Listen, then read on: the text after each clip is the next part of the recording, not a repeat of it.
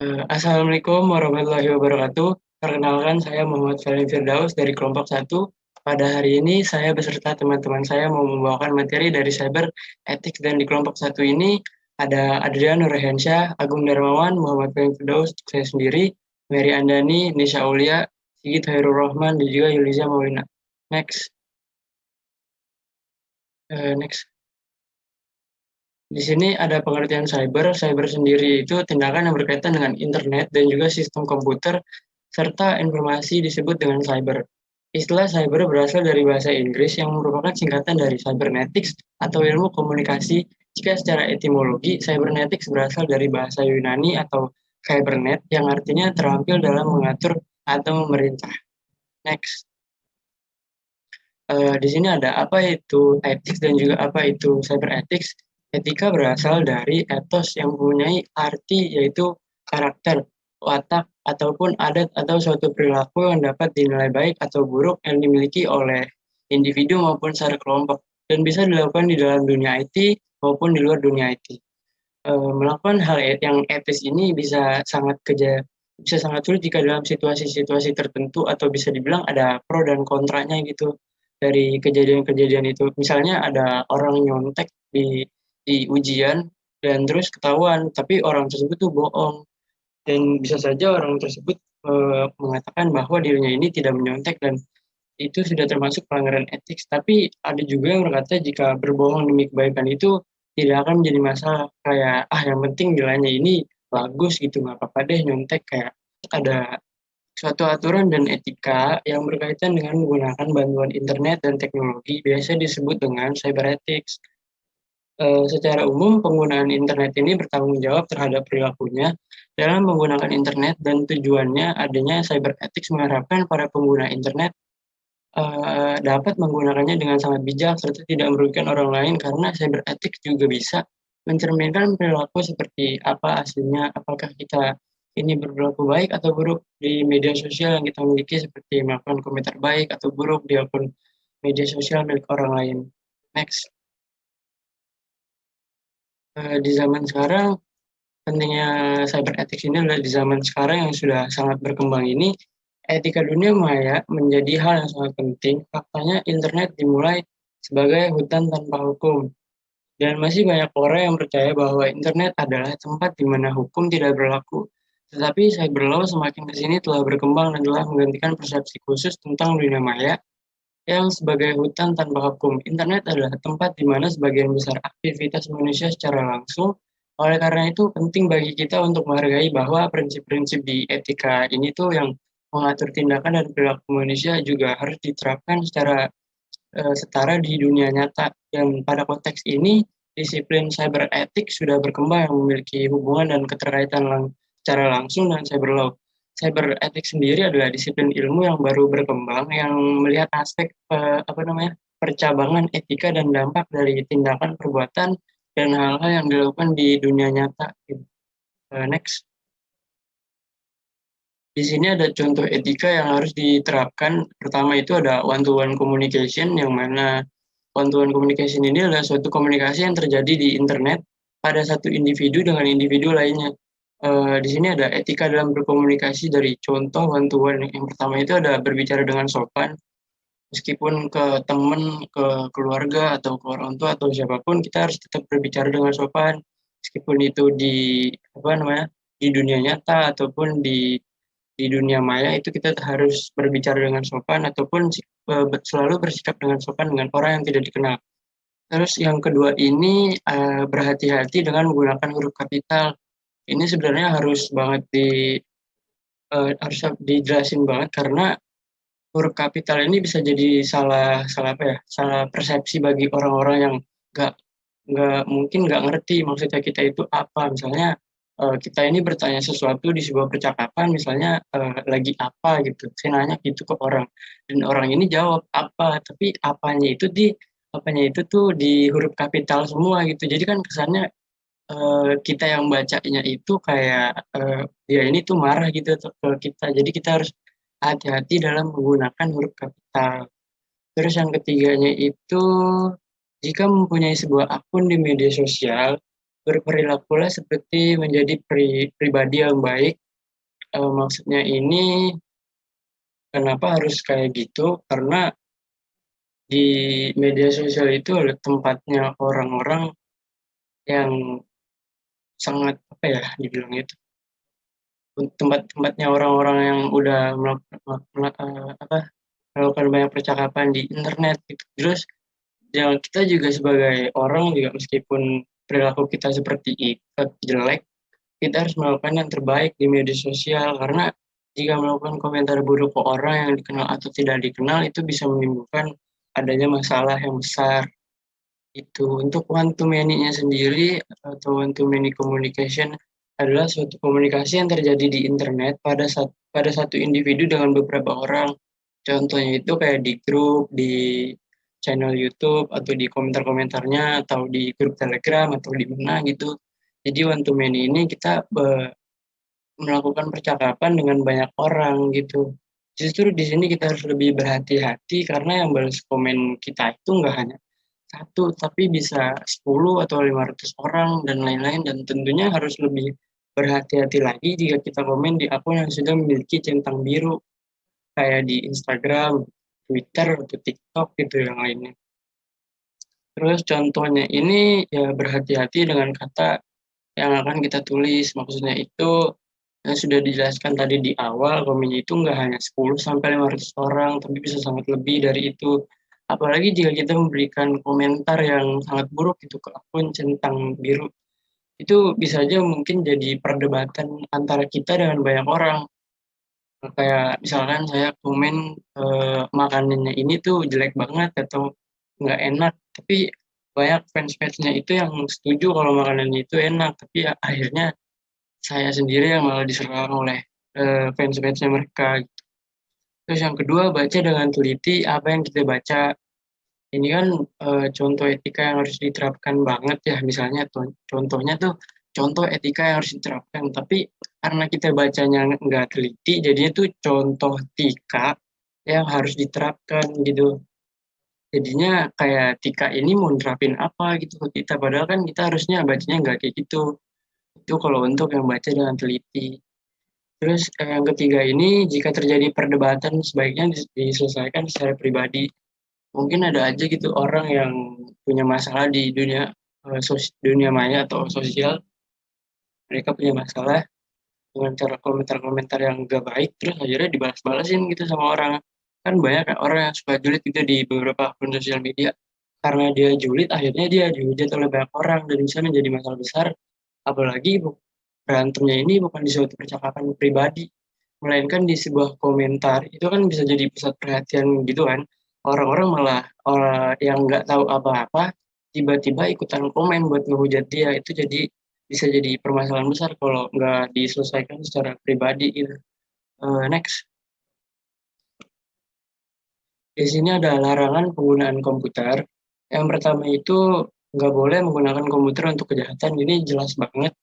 Meskipun kita punya laptop atau komputer yang speknya itu sangat tinggi, tapi kita harus tetap nggak boleh ngelakuin kejahatan gitu, kayak mencuri atau melakukan hal yang baik gitu. Terus yang kedua ini nggak boleh mengganggu pekerjaan komputer orang lain. Kenapa kita nggak boleh ganggu pekerjaan komputer orang lain? Anggap aja komputer ini kayak handphone pribadi kita sendiri. Ya laptop-laptop dia, isi-isi filenya punya dia, kita nggak boleh ganggu itu. Apalagi kita acak-acak filenya, itu nggak baik banget. Terus untuk yang ketiga ini jangan mengintip file komputer orang lain. Ini juga sama sih kayak handphone yang saya tadi udah bilang. Komputer itu ibaratkan handphone. Handphone ini ya pribadinya punya kita, galerinya itu udah pasti foto-foto kita sendiri, videonya punya kita sendiri, isi WhatsApp-nya juga punya kita sendiri. Nggak mungkin orang lain ini tuh boleh lihat ataupun eh, istilahnya sih apa ya kurang sopan aja sih kalau menurut saya. Terus yang keempat ini jangan gunakan komputer untuk mencuri. Ini lebih lebih parah lagi dari yang tadi. Karena mencuri itu melakukan sebuah tindakan kriminal bisa dibilang. Udah namanya mencuri, apalagi mencuri file-file yang bukan milik hak kita gitu. Itu bisa jadi kita kena undang-undang kalau kita ketahuan. Terus kalau nomor 5 ini jangan gunakan komputer untuk berbohong. Maksudnya berbohong ya kita kayak jual apa ya, jual makanan online tapi nggak ada makanannya gitu pas kita udah bayar, tapi makanannya nggak dikirim atau barang atau produk atau apapun itu yang menuju ke hal-hal berbau bohong. Terus yang keenam ini tidak boleh menggunakan atau mengupload software bajakan. Sebenarnya udah banyak banget sih yang ngupload software-software bajakan di sini di internet itu, tapi kita tetap make gitu. Sebenarnya itu nggak boleh karena bisa aja dari software-software bajakan tersebut tuh ada kayak malware-malware yang nggak kita ketahui gitu, dan mungkin itu bisa menjadi sangat berbahaya buat kitanya sendiri. Next, boleh. Di sini itu ada cybercrime itu ilegal. Sebelum dibahas lebih lanjut kenapa cybercrime ini ilegal, cybercrime ini adalah suatu tindakan kejahatan online yang dilakukan oleh individu ataupun kelompok dengan menggunakan bantuan alat teknologi yang memiliki targetnya sendiri, dan biasanya yang dijadikan target oleh mereka ini adalah orang yang mencolok gitu, seperti orang yang terkenal, orang kaya, atau owner bisnis, dan perusahaan besar, dan masih banyak lagi. Untuk peran etika menjadi semakin signifikan mengingat munculnya dan meningkatkan aktivitas kejahatan di dunia maya dan yang tidak hanya tidak etis tapi juga ilegal. Kebutuhan untuk menjadikan etika dan hukum dalam mengatur aktivitas dunia cyber tidak dapat diabaikan. Hal ini penting banget untuk menahan ancaman kejahatan di dunia maya karena telah menghancurkan struktur masyarakat. Teknologi informasi juga telah membuat dunia menjadi desa global dan udah meningkatkan setiap bidang dan sektor masyarakat seperti sektor ekonomi, perdagangan, sosial, dan pendidikan. Kalau untuk dampak dari cybercrime-nya sendiri itu ada kerusakan pada software dan sistem komputer. Karena apa? Karena banyak faktor yang membuat software dan sistem pada komputer bisa ngalamin kerusakan. Salah satunya ini karena adanya malware atau malicious software yang jahat, tentunya tidak dapat diketahui lebih letak atau posisi dari malware tersebut karena kita ini orang awam, kita nggak tahu letak atau malware-nya itu di mana, apalagi untuk ngilangin malware tersebut. Biasanya adanya malware ini di software itu dikarenakan kita udah terlalu nyaman menggunakan aplikasi bajakan yang udah saya jelaskan di sebelumnya, yang udah, dan ini tuh banyak banget di link-link yang mungkin kita tahu lah itu link apa. Terus sering banget digunakan bagi banyak orang-orang meskipun mendapatkan fasilitas yang terbaik gitu. Tapi dalam segi keamanan mereka ini sangat kurang yang seharusnya kita bayar, tapi kita lebih memilih jalan yang menyimpang dikarenakan aplikasi yang mereka tawarkan itu bisa dibilang seperti menggunakan fasilitas berbayar atau pro atau premium dan lainnya gitu. Terus yang kedua ini ada kehilangan data, yaitu setelah software dan sistem komputer kita ini dirusak oleh malware yang jahat itu, bisa aja nih si malware-nya tersebut tuh ngilangin bagian data penting kita, atau bahkan yang nggak penting juga bisa dihilangin sama mereka. Dan yang membuat malware tersebut biasanya bermacam-macam tujuannya. Ada yang ngilangin data penting aja, ada yang ngilangin hanya data biasanya aja atau random, atau ada juga yang ngilangin seluruh data dari memori pada komputer.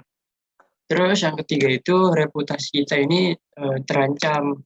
Kenapa bisa? Karena padahal hanya sebuah malware itu yang merusakin software dan ngilangin data. Kita jangan pernah selalu nganggap remeh dunia teknologi. Meskipun teknologi tersebut tuh berkembang seiringnya berjalan waktu, dan kejahatan yang dilakukan malware ini nggak hanya sampai situ aja, melainkan malware juga bisa ngambil data pribadi kita atau perusahaan yang menurut kita ini sangat penting bagi kehidupan kita karena data kita ini bisa aja mereka sebar oleh orang-orang yang tidak bertanggung jawab. Terlebih lagi jika ada data yang sangat sensitif seperti foto, video, OTP, atau yang lainnya. Jika hal ini udah terjadi, itu mungkin si yang ngehacknya ini kayak ngirim apa ya, semacam surat gitu kayak ngasih peringatan kalau mau datanya kembali lagi tuh kalian ngasih uang gitu ke mereka atau hal yang lainnya. Terus yang di tempat ini kehilangan sejumlah uang yang tadi saya bilang, mereka mungkin ngasih surat ke target kayak kalau datanya mau balik lagi ngasih uang gitu. Terus bisa aja karena kita apa namanya udah takut banget itu datanya nggak bakal kembali, akhirnya kita ngasih uang. Tapi nggak mungkin juga buat datanya itu kembali, karena mereka ini pasti ada aja caranya gitu buat bikin kita jadi lebih panik, kayak kirim lagi tambahan uang segini 500 juta misalkan, kayak gitu. Boleh next. Di sini ada pasal-pasal UU ITE terkait cyber ethics, yang mana pasal 27 ayat 1 ini berbunyi, setiap orang dengan sengaja dan tanpa hak mendistribusikan dan atau mentransmisikan dan atau membuat dapat diaksesnya informasi. Yang ke pasal 27 ayat 2 ini berbunyi, setiap orang dengan sengaja dan tanpa hak mendistribusikan dan atau mentransmisikan dan atau membuat dapat diaksesnya informasi elektronik dan atau dokumen elektronik yang memiliki muatan perjudian. Kalau di ayat ketiga ini berbunyi, setiap orang dengan sengaja dan tanpa hak mendistribusikan dan atau mentransmisikan dan atau membuat dapat diaksesnya informasi elektronik dan atau dokumen elektronik yang memiliki muatan penghinaan dan atau pencemaran nama baik. Next. Pasal 28 ayat 1 ini berbunyi, setiap orang dengan sengaja dan tanpa hak menyebarkan berita bohong dan menyesatkan yang mengakibatkan kerugian konsumen dalam transaksi elektronik. Pasal 28 ayat 2 ini isinya itu, setiap orang dengan sengaja dan tanpa hak menyebarkan informasi yang ditujukan untuk menimbulkan rasa kebencian atau permusuhan individu dan atau kelompok masyarakat tertentu berdasarkan atas suku, agama, ras, dan antar golongan atau sara. Untuk pasal 29 ini berbunyi, setiap orang dengan sengaja dan tanpa hak mengirimkan informasi elektronik dan atau dokumen elektronik yang berisi ancaman, kekerasan atau menakut-nakuti yang ditujukan secara pribadi. Selanjutnya bisa dilanjutkan oleh rekan saya. Kemudian ada cyber law. Next. Apa sih itu cyber law? Cyber law sendiri menurut istilah umum yaitu mengacu pada semua aspek hukum dan peraturan dari internet dan World Wide Web, apapun yang berkaitan atau terkait dengan yang berasal dari aspek hukum, masalah apapun terkait aktivitas netizen dan lainnya di cyberspace termasuk dalam lingkup hukum cyber. Next.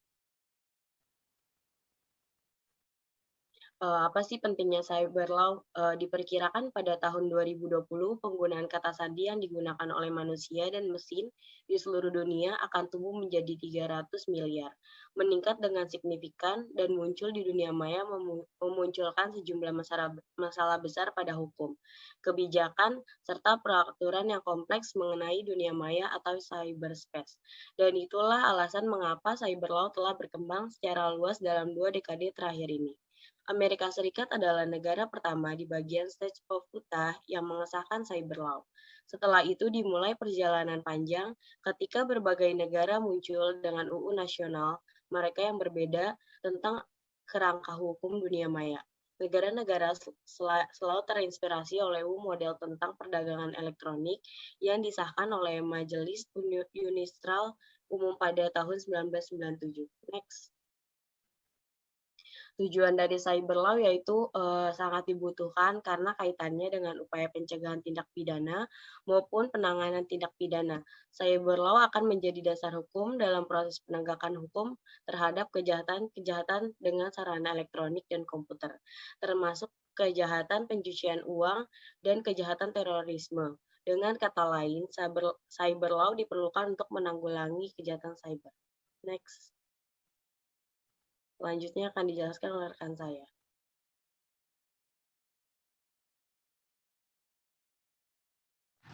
Oke, saya akan langsung menjelaskan tentang cyberbullying. Untuk saat ini mungkin cyberbullying atau bullying itu sudah berpindah wadah. Mungkin kalau misalkan dulu kita ngebully orang itu secara langsung, tapi sekarang mungkin masih ada ya. Sekarang ada wadahnya, bukan wadah sih. Salah satu bentuk media sosial itu bisa menjadi salah satu alat untuk kita melakukan bully kepada seseorang atau pemangku beberapa orang gitu. Nah, untuk saat ini ada beberapa wadah atau organisasi yang bertujuan untuk mendidik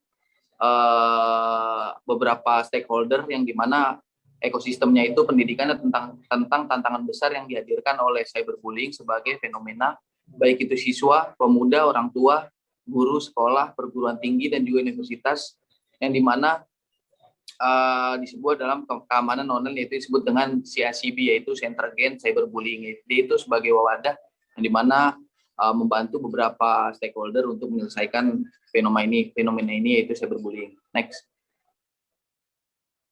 Jadi cyberbullying itu apa sih? Jadi secara sederhana cyberbullying itu didefinisikan sebagai bullying yang terjadi melalui perangkat digital, melalui ponsel, komputer, tablet. Jadi cyberbullying itu dapat terjadi melalui berbagai platform, yaitu salah satu contohnya itu bisa melalui SMS, forum, game, share konten, dan pesan teks. Jadi kalau misalkan melalui SMS atau pesan teks itu bisa berupa seperti perundungan. Jadi misalkan kayak ngejelek-jelekin orang itu melalui pesan teks yang bisa berupa anonim. Misalkan kita ngejelekin orang, salah satu contohnya misalkan pelaku ingin menjelekkan korban dengan identitas yang tidak diketahui, itu bisa mencantumkan beberapa identitas yang anonim gitu. Tapi misalkan salah satu contoh forum kayak game itu kan bisa berupa contoh cyberbullying, kayak misalkan kalau misalkan game itu kan kita berinteraksi dengan orang, jadi orang itu bisa ngelihat kita bisa share konten yang dimana tuh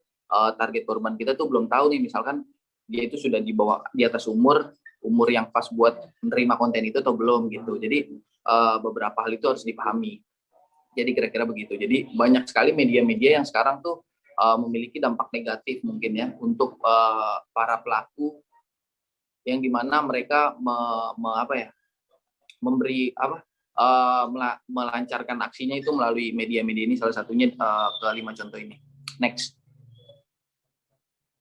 Jadi siapa itu cyberbully? Cyberbully itu bisa berasal dari negara mana saja, usia berapa saja, jenis kelamin apa saja, yang berarti siapapun dapat menjadi penindas dunia maya atau cyberbullying di internet.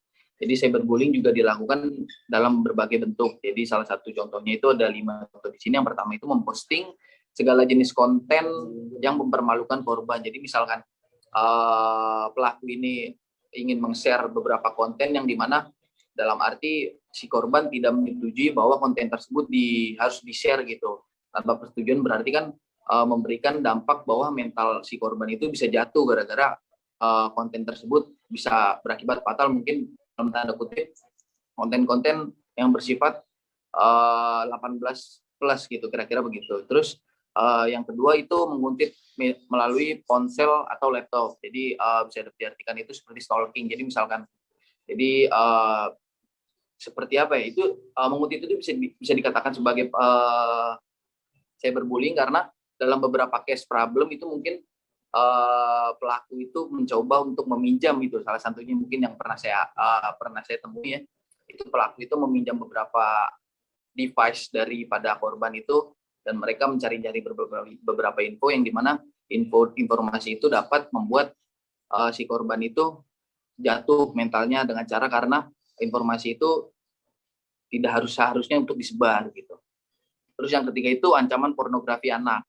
Nah, ancaman pornografi anak ini seperti contohnya tadi bisa dapat diberikan itu melalui forum-forum seperti game tadi itu, karena kan mungkin beberapa anak-anak yang asuhannya mungkin tingkat komunikasinya agak renggang dengan orang tua, mungkin kurangnya pemahaman tentang beberapa konten-konten 18 plus mungkin ya. Jadi dari beberapa, mungkin salah satu contohnya mungkin link-link yang mungkin anak-anak yang di bawah umur tidak tahu mungkin itu link apa, jadi mereka asal klik yang dimana itu dapat merugikan korban gitu. Terus yang keempat itu meretas akun korban. Ini merupakan salah satu contoh yang berakibat fatal mungkin dalam beberapa case, karena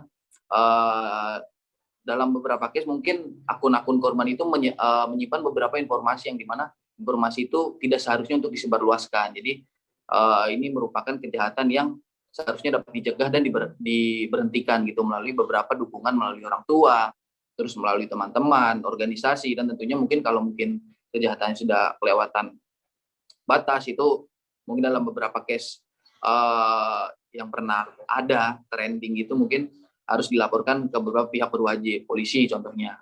Terus yang kelima itu memperluas ancaman untuk melakukan tindakan kekerasan. Nah, untuk contoh yang ini mungkin dalam beberapa case problem, dalam tanda kutip mungkin kayak misalkan si pelaku menyimpan beberapa informasi yang dimana tidak seharusnya informasi itu disebarluaskan, karena dengan cara mereka kayak seakan-akan saya punya informasi yang dimana kalau misalkan contohnya kayak misalkan saya mau lepas nih informasinya nih, jangan gitu misalkan, tapi dengan syarat bla bla bla bla bla gitu. Karena saya punya beberapa informasi yang seharusnya tidak disebarkan, tapi dengan syarat si korban harus melakukan beberapa hal, mungkin begitu salah satu contohnya. Gitu. Next.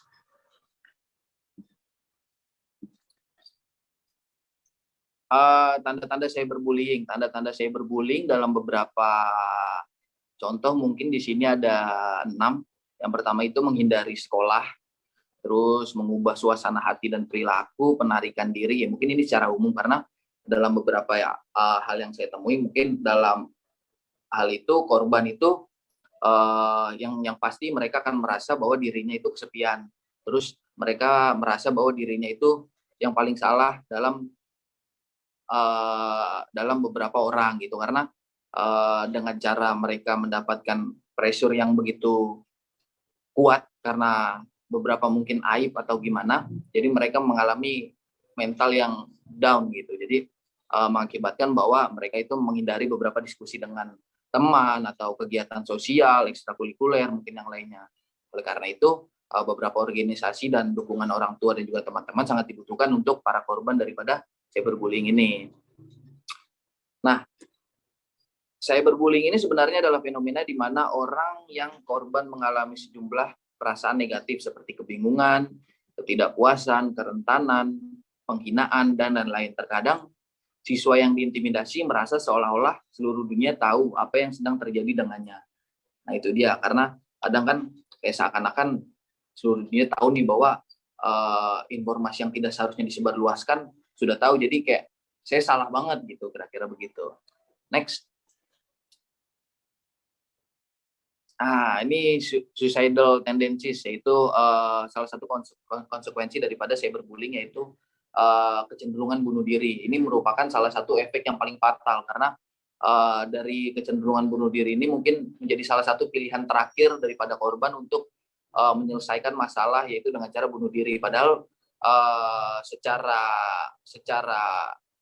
manusiawi ya, menyelesaikan masalah dengan cara bunuh diri itu tidak bisa, karena kan oleh karena itu makanya tadi seperti yang sudah saya sebutkan bahwa peran orang tua, organisasi dan teman-teman itu sangat dibutuhkan, karena kan dalam beberapa aspek mungkin ketika korban itu ingin mengadu ke orang tua, mungkin ada beberapa pikiran, mungkin mereka itu kayak takutnya saya malah diomelin, takut disalahin, malah begini gitu. Makanya orang tua itu harus sama anak itu harus komunikasinya dengan baik, jadi saling mengerti lah, kira-kira begitu. Next. Nah ini dia nih, ini peran anak dan juga tugas orang tua. Terdapat beberapa hal untuk mengenai kesenjangan antara anak dan orang tuanya.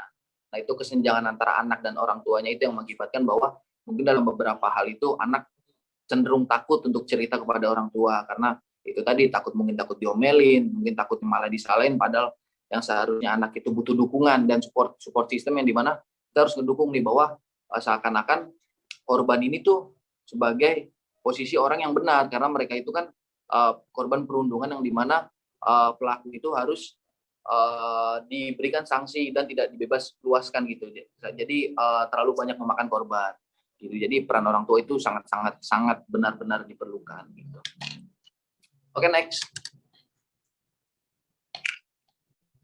Membatasi akses teknologi. Nah ini salah satu langkah-langkah yang dimana dapat mengurangi dan mungkin mengatasi daripada cyberbullying. Karena yang pertama nih mungkin blokir bullying, yang dimana banyak perangkat serta platform sosial media seperti Facebook, Snapchat, mungkin Instagram,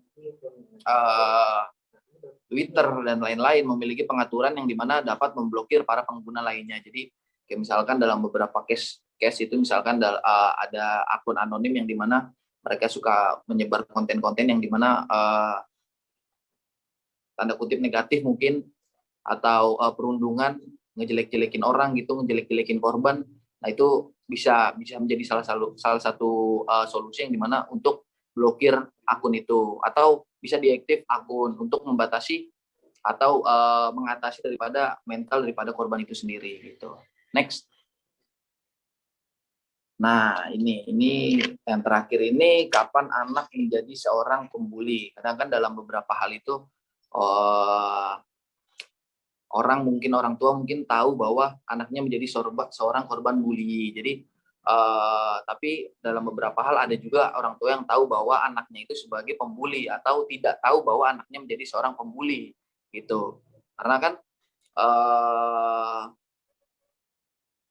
seorang pembuli itu terkadang ada yang sadar bahwa dirinya melakukan pembulian, ada juga yang nggak sadar bahwa dirinya itu sedang melakukan pembulian. Karena kan dalam beberapa hal mungkin seorang pembuli itu merasa bangga bahwa dirinya itu membuli orang lain, dalam arti, wah saya membuli orang nih, berarti saya begini gitu. Berarti kan, tapi dalam hal lain juga ada seorang pembuli yang tidak sadar bahwa dirinya itu membuli, dalam arti mungkin tanda kutip bercanda atau gimana. Mungkin kan bercanda itu kan bagi pelaku biasa saja, tapi kan dalam si korban itu kan bercanda itu kan dapat diartikan berbeda gitu. Oleh karena itu mungkin untuk mengatasi dan mengetahui kapan seorang anak itu menjadi seorang pembuli, orang tua mungkin harus terus menerus konsisten dalam komunikasi dengan anak, mungkin menanyakan bagaimana keseharian hari ini, secara tidak langsung menjorok pertanyaan untuk hari ini kamu ngapain begini-begini, nggak usah. Yang penting tuh komunikasi terus terjaga, terus bisa juga menjadi salah satu opsi itu konsultasi dengan pihak sekolah, mungkin guru BK atau teman-teman terdekat. Jadi terus komunikasi terus terjaga. Jadi kita kapan tahu anak itu sebagai korban bully atau sebagai pembuli gitu kira-kira. Oke. Terima kasih.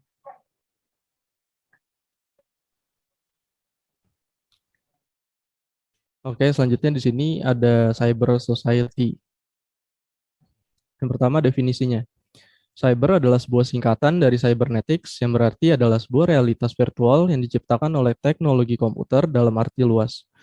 Virtual reality juga diciptakan oleh dunia cyber, merupakan sebuah realitas tetapi tidak berwujud dengan cara yang sama seperti realitas fisik.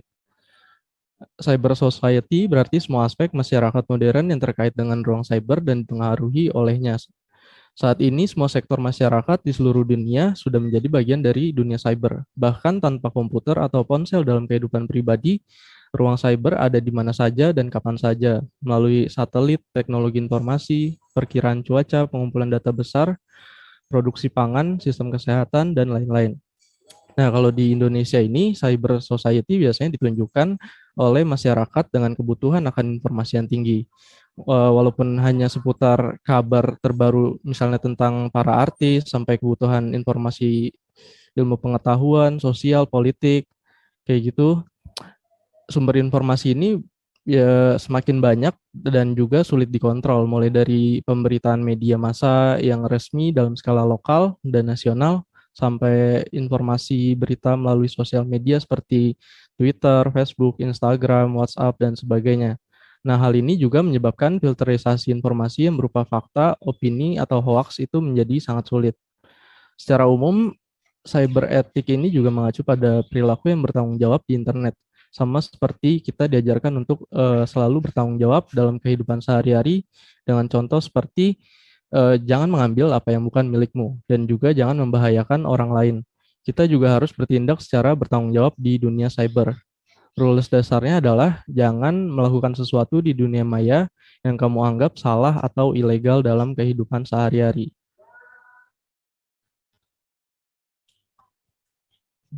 Nah, selanjutnya di sini ada cyber society.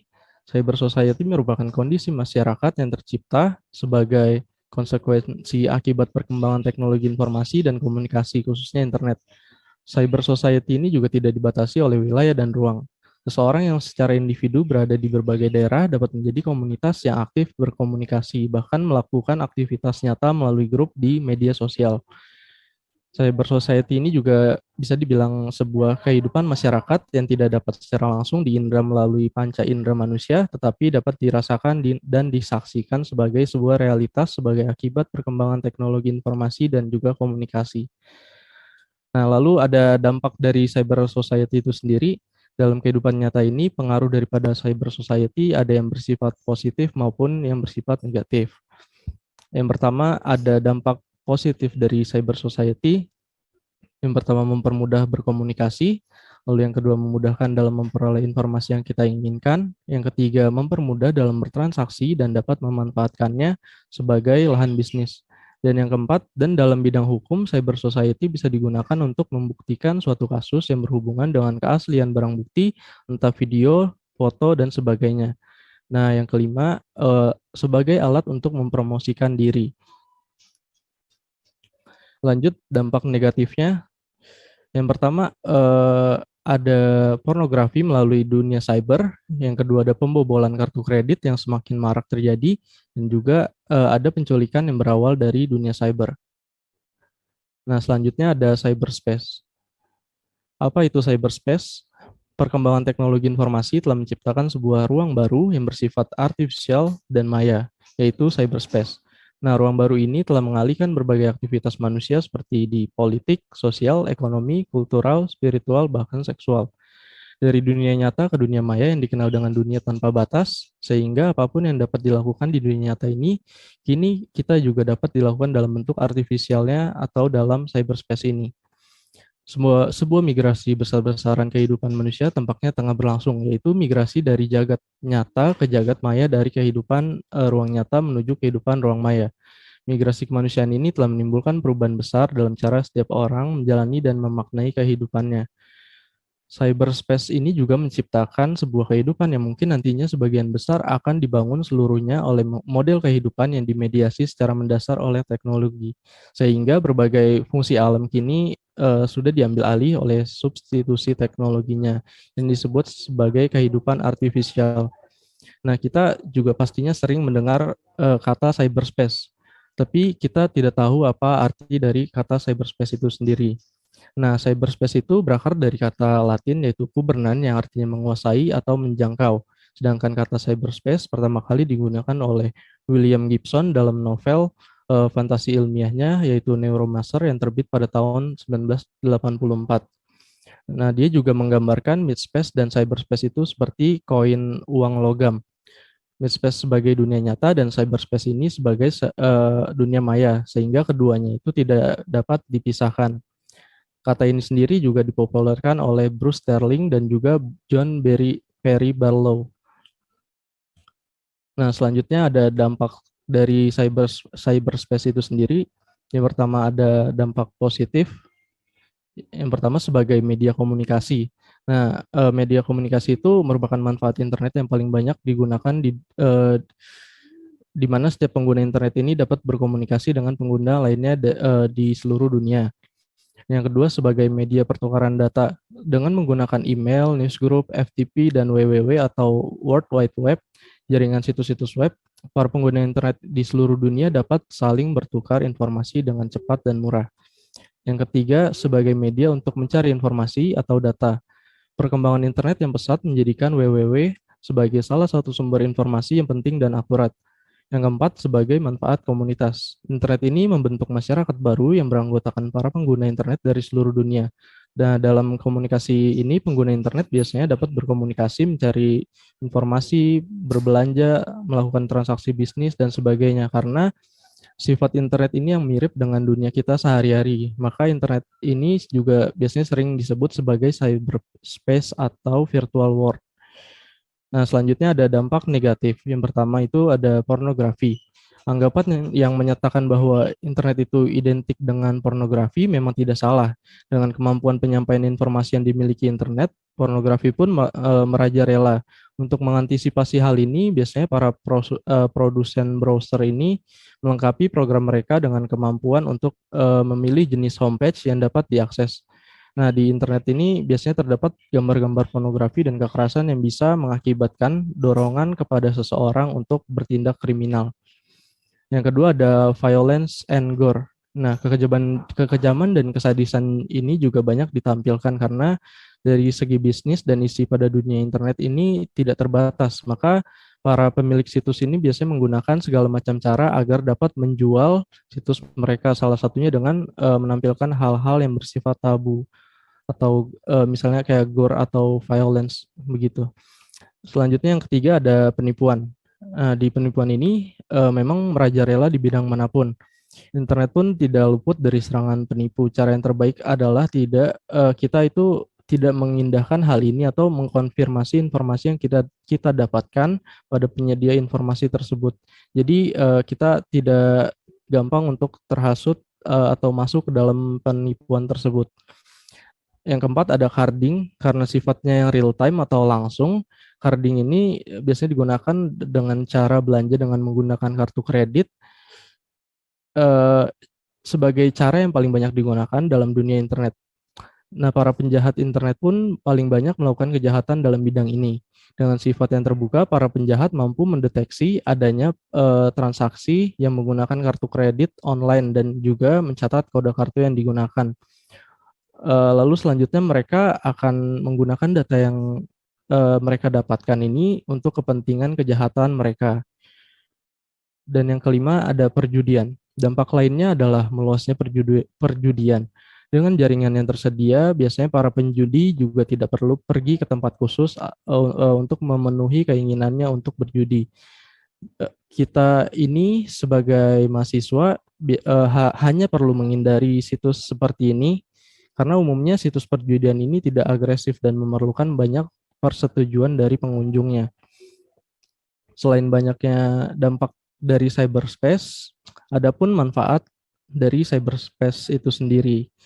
Yang pertama, menghubungkan orang dengan komputer. Contohnya, menggunakan remote connection untuk pengecekan terhadap sekian banyak server yang tersebar di beberapa tempat, misalnya di sebuah kota dan negara. Yang kedua, menghubungkan komputer dengan komputer. Contohnya, remote connection terhadap setiap PC yang terhubung dengan jaringan LAN di network tertentu. Yang ketiga, menghubungkan orang dengan bank. Misalnya, kita menggunakan sebuah internet banking. Yang keempat, menghubungkan orang dengan orang, contohnya seperti surat menyurat atau yang biasa disebut dengan email atau fax through the internet atau internet fax. Yang kelima, menghubungkan orang dengan profesional bidang tertentu, contohnya seperti di dunia medis. Dokter zaman sekarang biasanya melakukan operasi atau diagnosis dari jarak ribuan miles dengan menggunakan media internet. Jadi mereka itu tidak harus langsung nyamperin pasiennya gitu untuk mendiagnosis apakah dia terkena penyakit A atau B gitu. Nah, selanjutnya akan dilanjutkan oleh rekan saya. Yang selanjutnya yaitu ethics in the information society. Pada etika informasi dan pengetahuan masyarakat, panggilan untuk keputusan berbasis nilai dan tindakan untuk pengembangan informasi, komunikasi, dan pengetahuan. Nilai-nilai ini dicontohkan pada topik inti masyarakat informasi, yaitu seperti people, privacy, piracy, dan protection. Yang pertama yaitu ada people. People, community, identity, gender, generation, education. Orang, manusia sebagai pengirim dan penerima adalah aktor kunci dari informasi, komunikasi, dan pengetahuan. Masyarakat berpengetahuan menghormati 6 aspek berikut, yaitu yang pertama, satu, berbasis nilai. Masyarakat digambarkan di mana orang, kelompok, dan lembaga berbagai pengetahuan dalam keadilan, kesetaraan, kebebasan, dan untuk kepentingan peduli komunitas yang berkelanjutan seperti keluarga, komunitas, dan negara yang menghormati hak-hak individunya,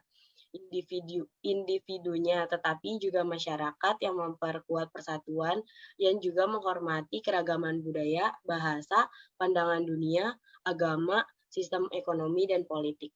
Yang kedua yaitu berpusat pada orang. Pesatnya inovasi teknologi informasi dan komunikasi menjadi teknologi sebagai penggerak utama pembangunan. Tetapi dengan teknologi bukanlah tujuan itu sendiri. Itu harus melayani orang, masyarakat informasi harus berpusat pada orang. Yang ketiga itu ada berorientasi pada komunitas dan identitas. Tren teknologi informasi dan komunikasi meningkatkan individualisme dan konsumsi media individu, kebutuhan dan hak individu pada masyarakat perlu diseimbangkan. Banjirnya informasi mengarah pada dekonstruksi dan rekonstruksi identitas yang terus-menerus dan membutuhkan perhatian dalam menyeimbangkan perubahan dan stabilitas dalam membangun identitas yang kuat terutama pada remaja. Yang keempat yaitu berfokus pada pendidikan. Pendidikan dalam penggunaan yang bertanggung jawab atas masa informasi dan komunikasi yang hampir tak terbatas, etika informasi diperlukan di semua tingkatan. Kesadaran harus ditingkatkan bahwa berurusan dengan informasi, komunikasi, dan pengetahuan bisa saja menantang seperti menangani zat beracun atau kendaraan bermobil yang bertenaga.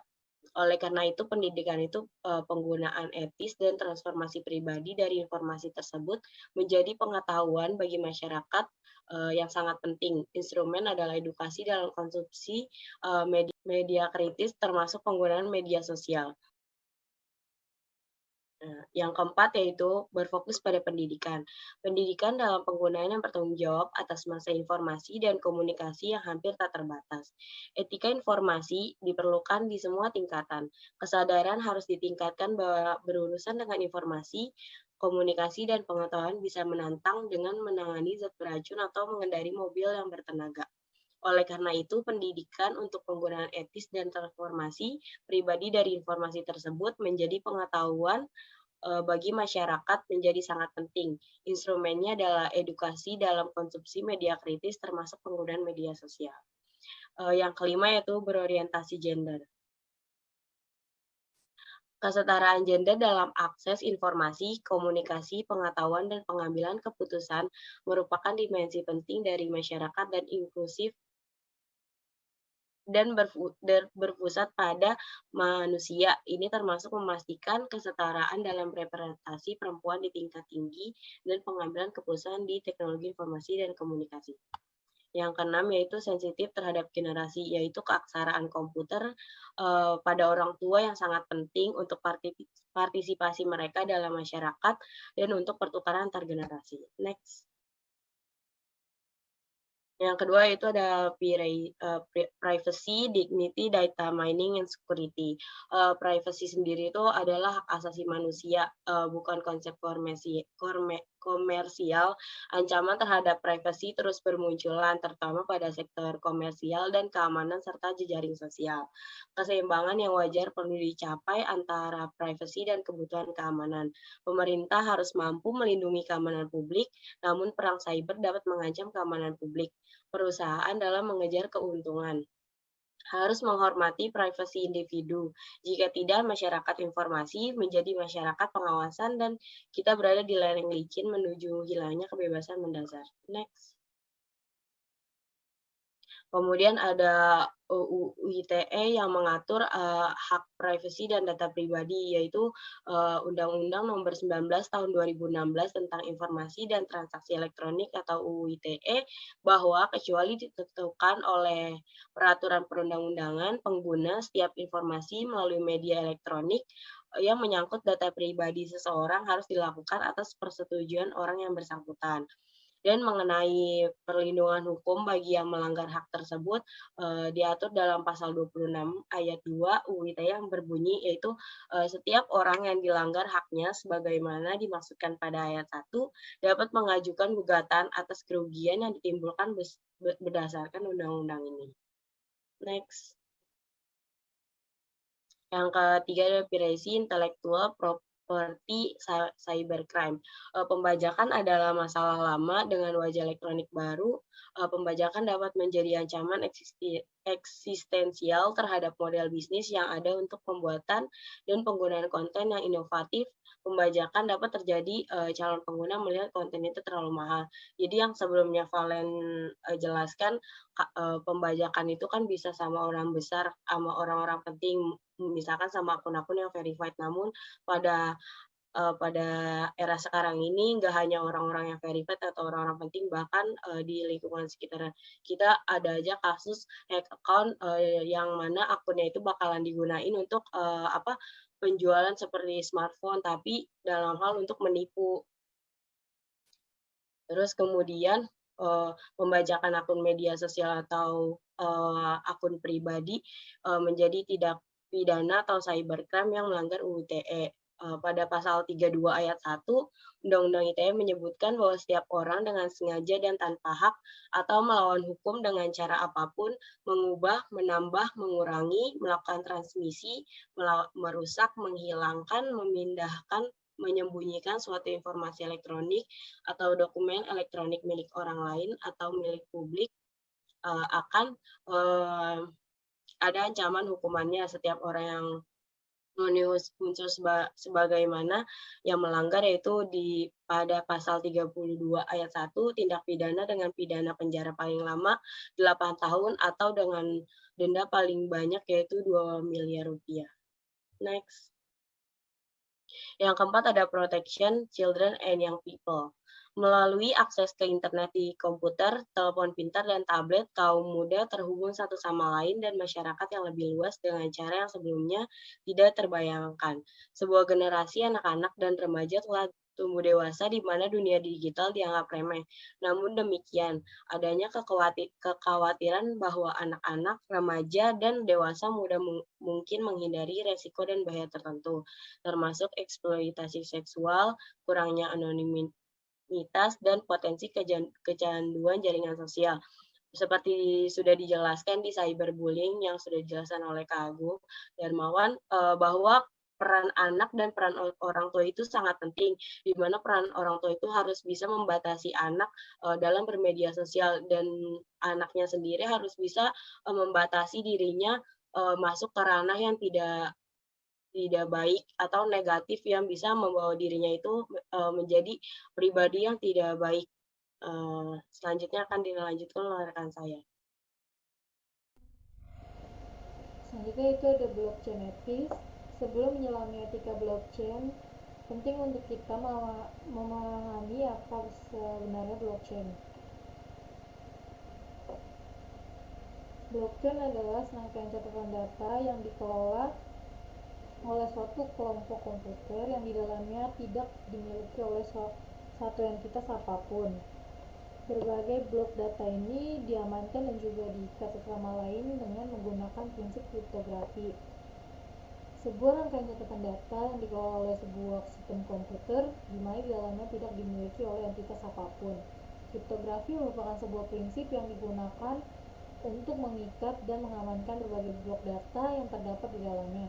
Jaringan di dalamnya tidak mempunyai otoritas pusat karena di dalamnya ada catatan buku besar yang dibagikan dan juga tidak bisa berubah.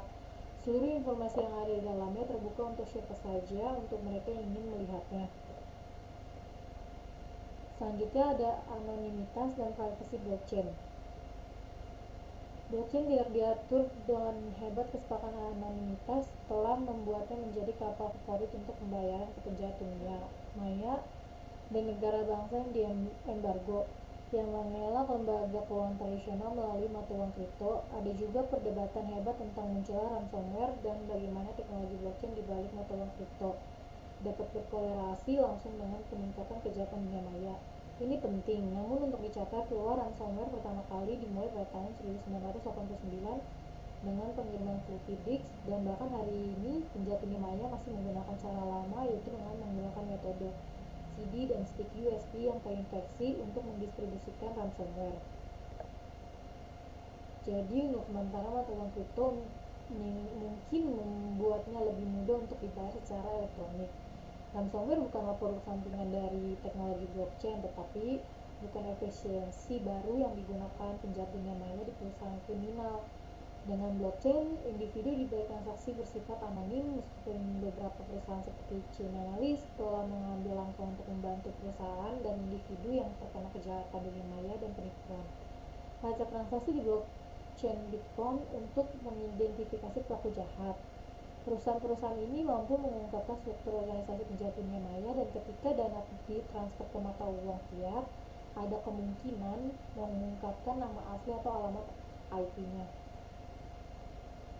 Selanjutnya, tidak ada kemungkinan untuk dilupakan. Apakah sifat blockchain yang teoritis terhapuskan?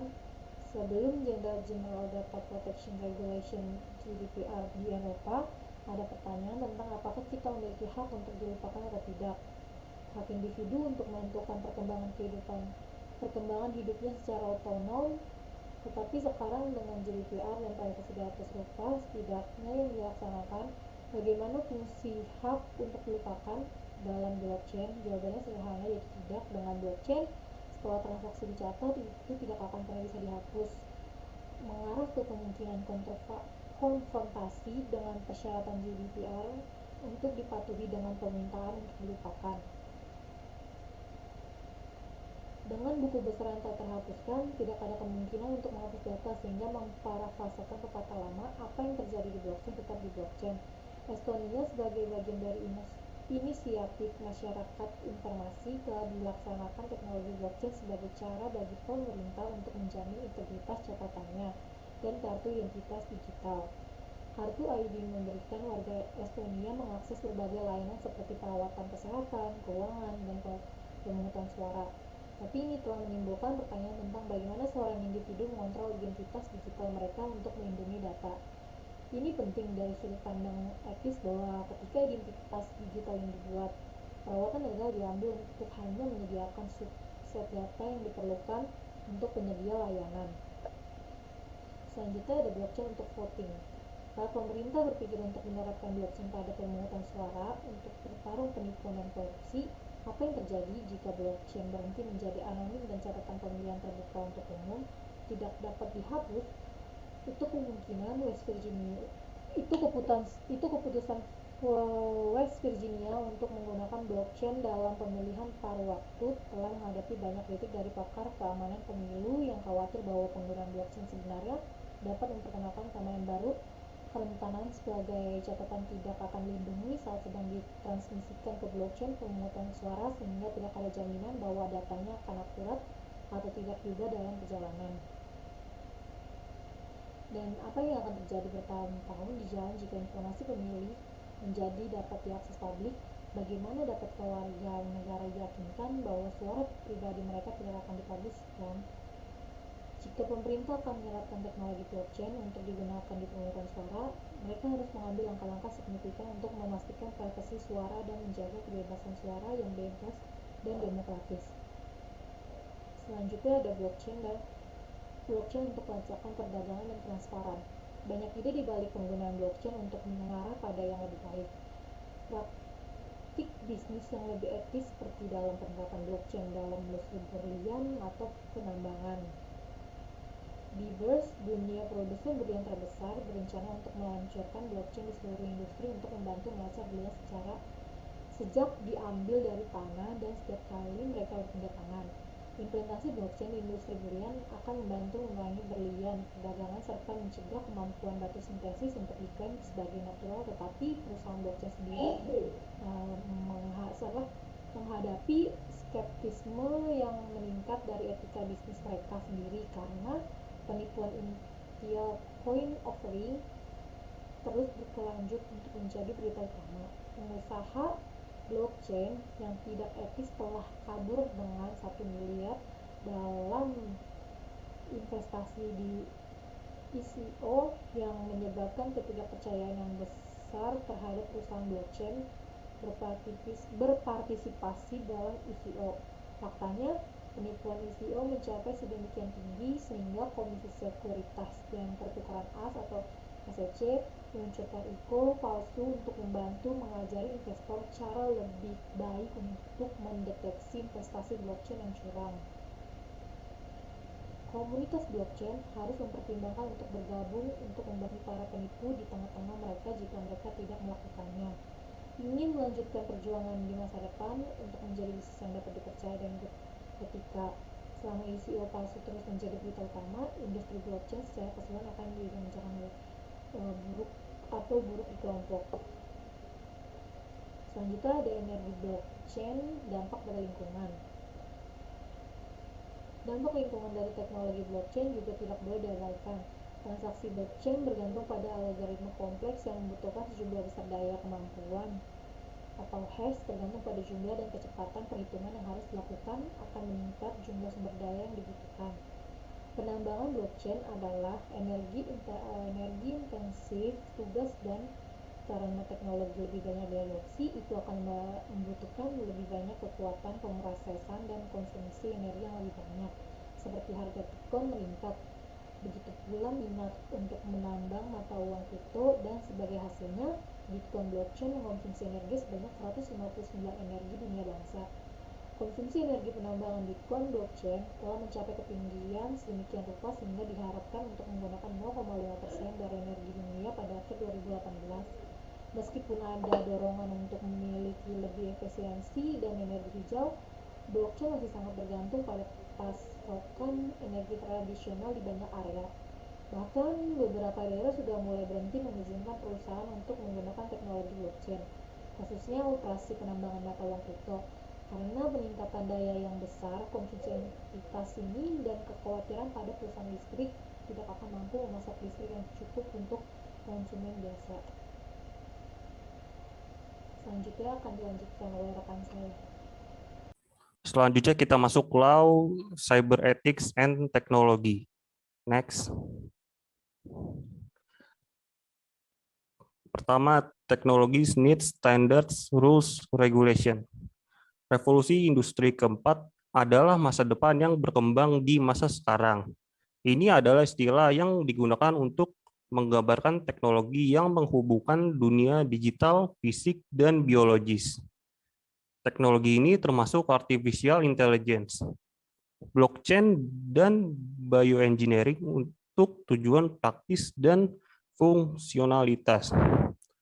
Komunitas bergantung pada standar.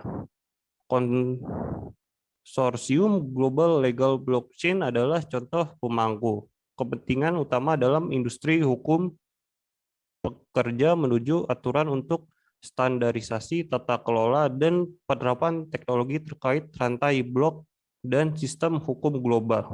Next. Ya, selanjutnya, technologies needs standards, rules, regulation. Perkembangan yang sama ini terjadi di banyak bidang. Keduanya, Uni Eropa dan Cina sedang berupaya mengembangkan standar untuk kecerdasan buatan. Etika apa yang tersirat dalam blok bangunan negara hukum? Next. Selanjutnya ada teknologi ethics, the human fingerprint. Etika cyber melampaui standar teknis untuk melihat masalah tata kelola yang lebih luas. Ini adalah istilah yang relatif baru karena ilmu komputer adalah ilmu anak muda. Namun perdebatan tentang tata kelola dan etika kembali ke utopia klasik Plato, Republik. Di abad ke-21, manusia masih bertanya, dunia seperti apa yang kita pilih untuk ditinggali bersama? Next. Berikut adalah beberapa masalah yang paling jelas. Kecerdasan buatan adalah dilatih pada kumpulan data yang dapat memperkuat bias manusia seperti perspektif tas, seksual, politik, atau keuangan. Dan alat teknologi diprogram untuk membuat pilihan etis. Misalnya mobil otonom membuat semua jenis pilihan duniawi tentang bagaimana mereka berinteraksi dengan lingkungan buatan, alam, dan manusia kita. Bagaimana pilihan seperti itu dihitung secara etis? Next. Contoh yang lebih ekstrim adalah di mana senjata otomatis harus menghitung biaya target yang berbeda dan haruskah menggunakan pertimbangan keuangan. Haruskah itu menimbang kehidupan sipil lebih berharga daripada seorang tentara? Ketika kita melihat ke dalam teknologi, kita melihat sidik jari manusia dan bahkan mungkin cerminan diri yang tersembunyi. Teknologi dibangun untuk suatu tujuan, jadi ini harus diungkapkan. Next. Selanjutnya ada legal ethics, a political revolution. Sementara hukum adalah mekanisme untuk menegakkan etika, fiksi ilmiah seringkali menjadi tempat yang lebih baik untuk melihat yang tak terlihat terungkap. Jika kita melihat karya klasik Aldous Huxley, kita melihat etika ilmiah di Brave New World dan etika manusia di The Island. Bagaimana teknologi abad ke-21 dapat berpusat pada manusia? Next. Menurut Presiden Prancis Emmanuel Macron, etika berasal dari hukum regulasi. AI harus menghormati nilai dan hak-hak dasar Uni Eropa, serta prinsip-prinsip etika seperti akuntabilitas dan transparansi. Dia menyebut perubahan teknologi ini tidak kurang dari revolusi politik. Komisi Uni Eropa telah menugaskan aliansi AI Eropa untuk menyelesaikan buku putih pada akhir 2018. Salah satu tujuannya adalah untuk memastikan ada kerangka hukum dan etika yang sesuai. Next. Bukan hanya hukum nasional yang menjadi masalah, dalam hukum internasional pertanyaan diajukan. Apa hubungan antara hak asasi manusia dan kecerdasan buatan? Kontrol Komisaris Tinggi PBB untuk Hak Asasi Manusia telah menerbitkan perangkat prinsip untuk memandu pengumpulan data. Melihat lebih dekat ke dunia di mana politik dan teknologi bertemu, kita menemukan hukum. Next.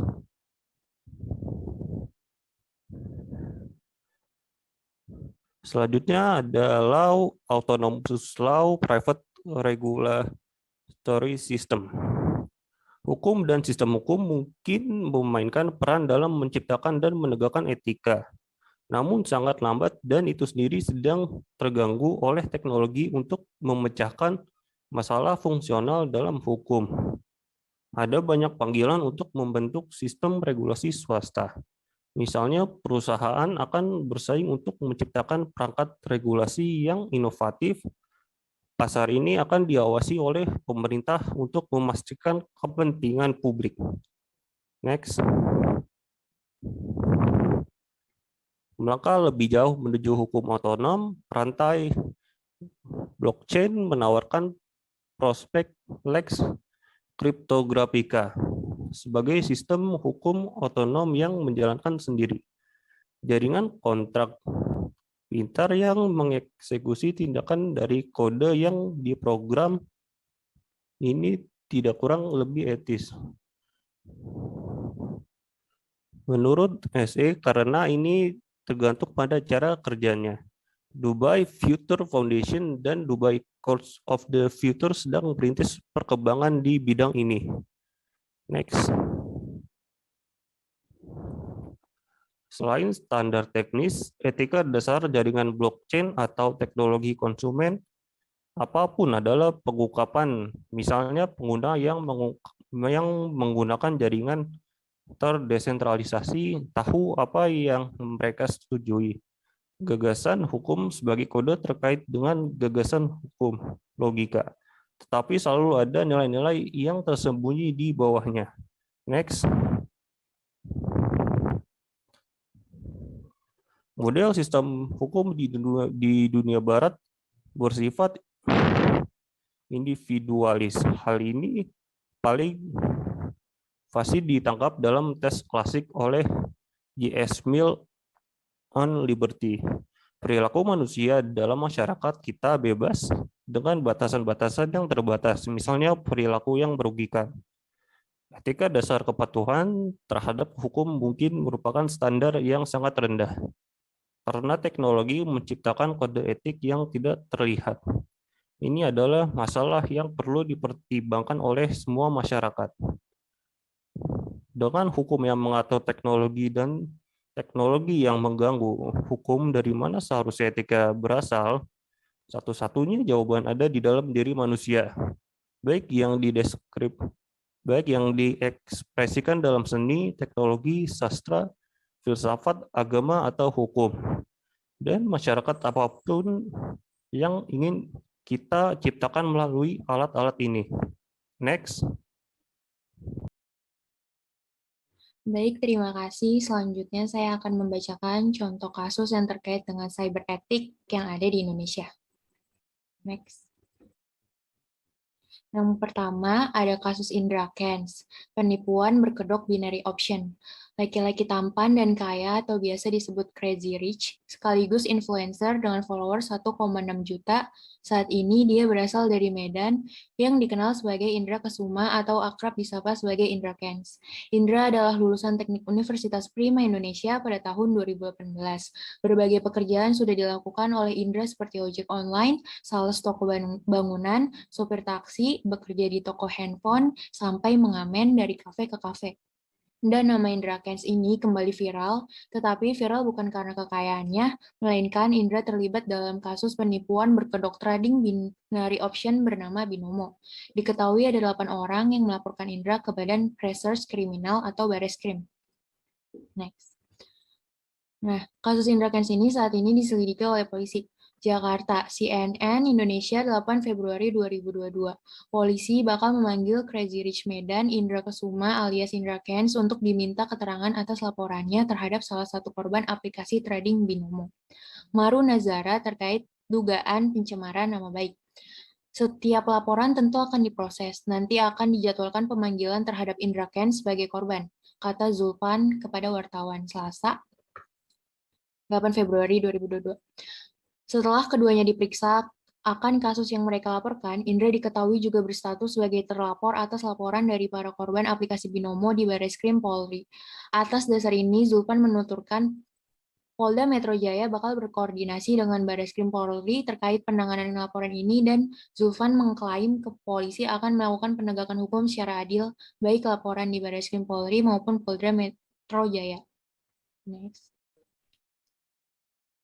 Dalam laporan itu, Indra melaporkan terkait pasal 27 ayat 3 Jungto pasal 45 ayat 3 Undang-Undang Nomor 19 Tahun 2016 tentang perubahan UU RI Nomor 11 Tahun 2008 tentang informasi dan transaksi elektronik dan atau pasal 310 KUHP dan pasal 311 KUHP. Jakarta, CNN Indonesia 11 Februari 2022. Badan Reserse Kriminal atau Bareskrim Polri menyebutkan bahwa influencer Indra Kesuma alias Indra Kents mempromosikan trading binary option atau perdagangan opsi biner binomo sebagai aplikasi yang legal. Upaya itu menjadi salah satu modus yang diduga memikat para korbannya. Laporan korban dari Indra Kents melalui situs CNN Indonesia. 1. Para korban, kata Wisnu, menyertakan bukti berupa hasil rekaman YouTube milik terlapor yang menyatakan hal tersebut. 2. Selain itu, para korban juga diajarkan strategi trading dalam aplikasi tersebut sehingga menjadi terpikat untuk bergabung sebagai investor. Sehingga terlapor terus memamerkan hasil profitnya. Lalu kemudian korban juga ikut bergabung dari yang profit hingga akhirnya selalu loss, jelas Wisnu. 3. 8 korban yang diperiksa oleh penyidik masing-masing berinisial MN yang rugi 540 juta, LN rugi 51 juta, RSS rugi 60 juta, FNS rugi 500 juta, FA rugi 1,1 miliar, EK rugi 1,3 miliar, AA rugi 3 juta, dan RHH rugi 300 juta. Total keseluruhan kerugian jika digabungkan sampai dengan saat ini sekitar kurang lebih 3,8 miliar. Jelas Wisnu. Next. Berikut klarifikasi dan permintaan maaf dari Indra Kents yang diunggah di akun Instagramnya maupun akun YouTube-nya. Next.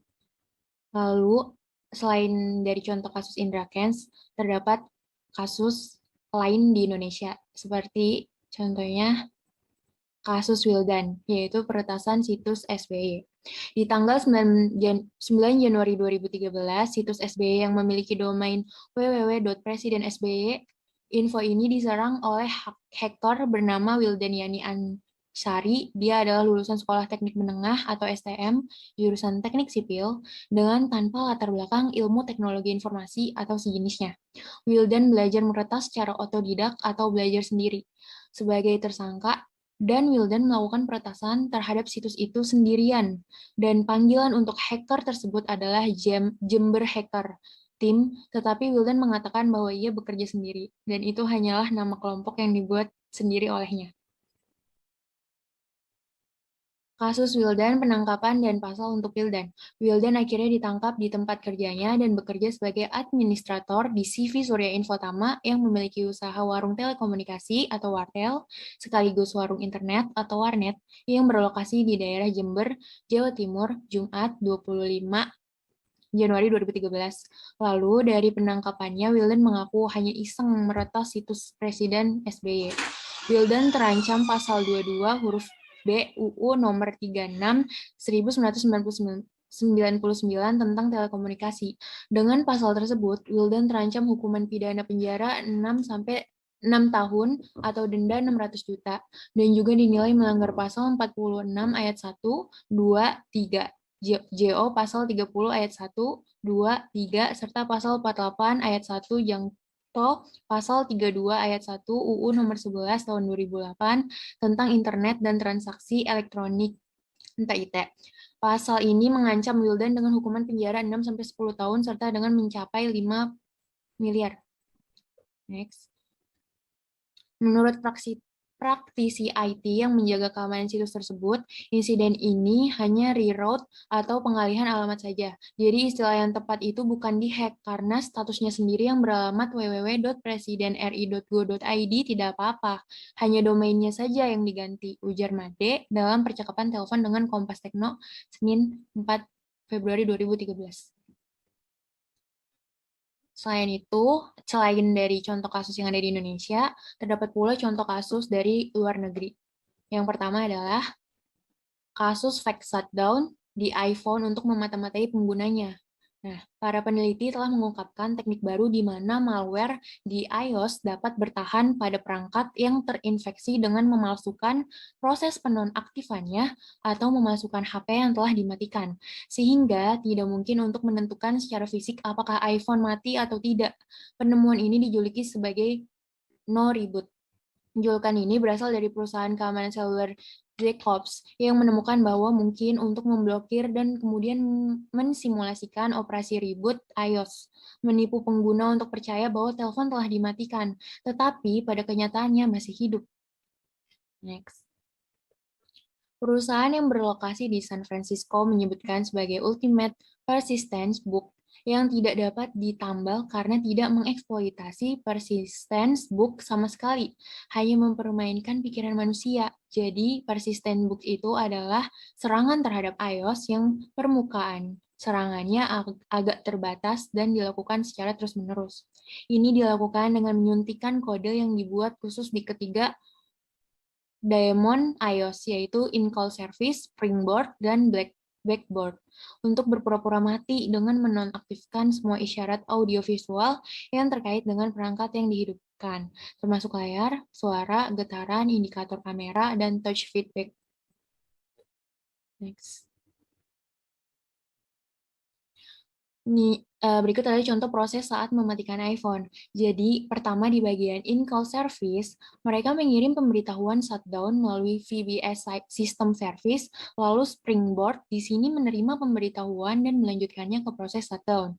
Setelah Springboard ada, Backboard di sini bertanggung jawab untuk model pemintalan atau spinning wheel. Lalu dari contoh kasus luar negeri itu, yang kedua yaitu ada kasus spyware bernama Pegasus, dibuat perusahaan Israel NSO Group Technologies. Nah, apa itu Pegasus dan apa itu NSO Group? Pegasus adalah spyware yang dikembangkan oleh kontraktor swasta NSO Group yang kerap digunakan oleh instansi pemerintah. Program itu menginfeksi ponsel target dan mengirimkan kembali data, termasuk foto, pesan, dan rekaman audio atau video. NSO Group mengatakan bahwa perangkat lunak apapun dapat dilacak oleh Pegasus. Dikutip dari dokumen NSO Pegasus spyware, Pegasus juga diklaim tidak bisa dilacak balik oleh siapapun. Singkatnya, NSO Group membuat produk yang memungkinkan pemerintah memata-matai warganya. Perusahaan menggambarkan peran produknya di situs webnya sebagai membantu lembaga intelijen dan penegak hukum pemerintah menggunakan teknologi untuk memenuhi tantangan enkripsi selama investigasi terorisme dan kriminal. Tapi, seperti yang kita bayangkan, kelompok kebebasan sipil tidak senang dengan bisnis spyware for hire. dan bisnis dengan klien pemerintah tidak banyak memerdekakan pendapat para kelompok tersebut. NSO Group mengatakan kepada The Washington Post bahwa mereka hanya bekerja dengan lembaga pemerintah dan akan memutus akses agen ke Pegasus jika menemukan bukti penyalahgunaan. Dalam laporan transparansi yang dirilis akhir Juni lalu, perusahaan mengklaim telah melakukan hal itu sebelumnya. Namun, pernyataan Amnesty International menimbulkan kekhawatiran bahwa perusahaan tersebut menyediakan spyware kepada pemerintah, di mana lembaga pemerintah dapat melakukan itu kepada warganya. The Washington Post juga memiliki wawancara yang mencakup kisah perusahaan itu, tentang bagaimana NSO Group didirikan dan bagaimana perusahaan itu memulainya di industri pengawasan. Nah, target Pegasus. Proyek Pegasus menganalisis angka-angka dalam daftar dan menautkan lebih dari 1.000 angka ke pemiliknya. Ketika melakukannya, ia menemukan orang-orang yang seharusnya dilarang memata-matai pemerintah. Berdasarkan standar yang dikatakan NSO untuk kliennya, sebanyak ratusan politisi dan pekerja pemerintah termasuk 3 presiden, 10 perdana menteri, dan seorang raja, ditambah 189 jurnalis, dan 85 aktivis hak asasi manusia disebut pernah dimata-matai Pegasus. Nah, yang dilakukan oleh Pegasus ini, menurut The Washington Post spyware, Pegasus dapat mencuri data pribadi dari telepon, mengirimi pesan kepada target, mengakses kata sandi, kontak, foto, dan lainnya kepada siapapun yang memulai pengawasan. Bahkan dilaporkan spyware itu dapat menyalakan kamera atau mikrofon ponsel untuk membuat rekaman rahasia. Sebuah dokumen dari NSO menjelaskan kemampuan perangkat lunak itu secara lebih rinci, menurut laporan The Verge. Versi terbaru dilaporkan Pegasus dapat melakukan hal itu tanpa diketahui pengguna ponsel. Pihaknya mengungkap bahwa tautan dikirim ke ponsel target tanpa pemberitahuan dan Pegasus mulai mengumpulkan informasi. Dalam kasus lain, Pegasus dilaporkan mengandalkan pengguna untuk mengklik tautan phishing yang kemudian mengirimkan muatan spyware Pegasus. Amnesty International telah menunjukkan bahwa beberapa ponsel dengan versi iOS terbaru pun rentan terhadap metode yang digunakan oleh NSO. Kesimpulannya adalah tidak ada perangkat lunak yang sempurna untuk menghindari spyware Pegasus. Platform perpesanan yang diklaim aman seperti e-message atau WhatsApp pun telah memiliki bug, dan beberapa bug tersebut akan memberi peretas akses ke cara yang lebih dari yang diperkirakan banyak orang. Dengan jutaan dolar yang dipertaruhkan, peretas dan peneliti keamanan sangat termotivasi untuk menemukan bug tersebut, meskipun bug tersebut hanya dapat digunakan untuk waktu yang singkat. Next. Nah, tidak hanya rentan pada iPhone, banyak pelaporan berfokus pada iPhone, tetapi hal itu karena iPhone terbukti lebih mudah untuk menganalisis tanda-tanda infeksi Pegasus daripada ponsel Android. Menurut dokumen informasi NSO, baik Apple dan Google telah mengomentari situasi tersebut. Google juga menuding pengintaian itu kerap dilakukan para sistemnya. Pendiri aplikasi Telegram, Pavel Durov, sebelumnya juga berkomentar atas penggunaan spyware Pegasus sebagai perangkat mata-mata di dunia maya. Durov mengatakan banyak orang menjadi sasaran alat jahat Pegasus Israel. Kondisi itu disebutnya sebagai mencekam, mengingat spyware itu bekerja memata-matai korbannya melalui ponsel iOS dan Android dan laptop. Telepon dari 50.000 orang, termasuk aktivis hak asasi manusia dan jurnalis, telah menjadi sasaran alat pengawasan yang digunakan oleh banyak pemerintah, tulis Durov dalam akun Telegram miliknya. Durov mengatakan berdasarkan penyelidikan Edward Snowden, mantan kontraktor teknik Amerika Serikat dan karyawan Central Intelligence Agency, sejak 2013, Apple dan Google merupakan bagian dari program pengawasan global. Kondisi itu menyiratkan perusahaan untuk menerapkan pintu belakang ke dalam sistem operasi seluler mereka. Sistem back-end ini biasanya menyamar sebagai bug keamanan dan memungkinkan agen AS mengakses informasi pada ponsel cerdas manapun di dunia. Nah, cara memeriksa spyware Pegasus ini, meski dibuat mencekam, para pengguna dapat memeriksa ponselnya apakah masuk dalam daftar intaian Pegasus atau tidak. Amnesty International membagikan cara untuk memeriksa ponsel Anda apabila diretas oleh spyware Pegasus buatan NSO Group. Hal pertama yang perlu dilakukan adalah cara ini berbasis perintah. Jadi dibutuhkan beberapa keterampilan teknis untuk menjalankannya. Catatan kedua adalah bahwa analisis yang dijalankan Amnesty tampaknya berfungsi jika digunakan di perangkat iOS. Dalam dokumentasinya, Amnesty mengatakan perangkat analisis miliknya berjalan terbatas di Android.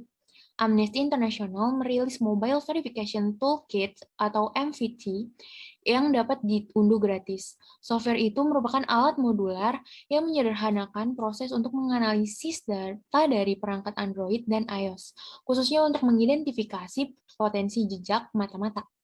Namun, dalam mengoperasikan MVT untuk menganalisis, alat itu terbilang rumit untuk dioperasikan. Pengguna harus menggunakan command line untuk meningkatkan keterampilan terminal Anda. Jika kalian pengguna iPhone, langkah pertama adalah memutuskan apakah kita ingin melakukan jailbreak atau tidak. Alat yang diuji, TechCrunch, bekerja menggunakan aplikasi macOS terminal dan bisa mencadangkan iPhone di Mac. Lalu kita harus menginstal lib USB serta Python 3 menggunakan Homebrew. Kita dapat menemukannya di halaman GitHub http://github.com Amnesty Text Investigation Trimester. Setelah proses dimulai, MVT memindai file cadangan kita untuk mencari tanda-tanda adanya spyware Pegasus. Setelah proses pemindaian dilakukan 1 atau 2 menit, proses akan berakhir dan alat akan menghasilkan folder dengan beberapa file di dalamnya. Jika ada bukti spyware, file akan memperjelas hal ini. Sebelumnya saya akan membacakan sebuah kesimpulan dari yang tadi kelompok kami jelaskan. Jadi kesimpulannya itu, cyber ethic adalah suatu aturan tak tertulis yang dikenal di dunia IT. Suatu nilai-nilai yang disepakati bersama untuk dipatuhi dalam interaksi antar pengguna teknologi, khususnya teknologi informasi. Walaupun internet ini termasuk dalam kategori dunia maya, akan tetapi karena interaksinya yang terjadi di dalamnya tetap melibatkan manusia dengan berbagai jenis dan karakter di dunia nyata sehari-hari, maka etika keseharian tetap harus diterapkan. Nah, bagaimanapun, pelanggaran terhadap etika tersebut bisa berdampak kurang baik, bahkan bisa menjadi sesuatu yang buruk bagi kita. Nah, terima kasih. Tadi itu beberapa kasus yang ada di Indonesia maupun di luar negeri tentang cyber ethic. Demikian presentasi dari kelompok 1.